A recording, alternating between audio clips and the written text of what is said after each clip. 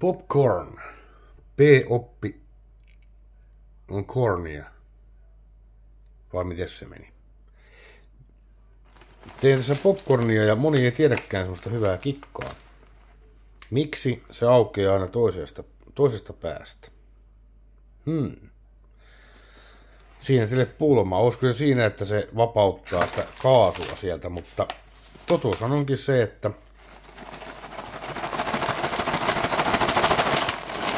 sä saat sieltä niitä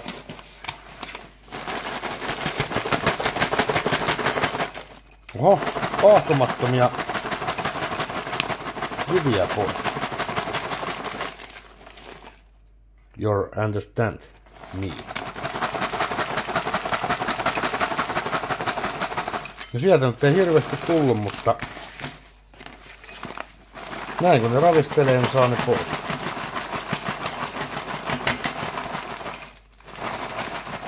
No vähän sinne. No yllättävän vähän, mutta jäikin.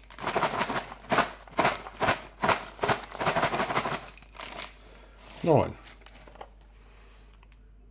Onko se syy siihen, että saadaan paahtumattomat tai räjähtämättömät popcornit ulos pussista ennen syöntiä?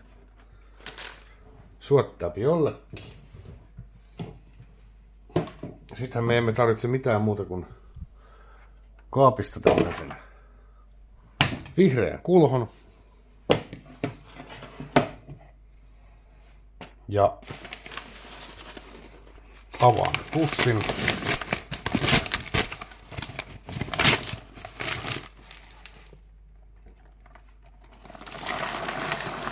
Vihreää kulhoon.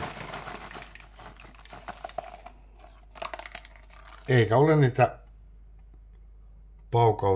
paukauttamattomia popcorneja siellä kulhossa.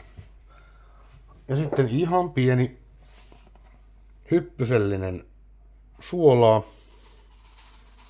Tätä älkää tehkö vaparilla. Mä teen, kun mä oon niin taitava. Mutta näin, siinä on poppareita kulhollinen ja eikä ole jyviä seassa. Ei tässä muuta, moi.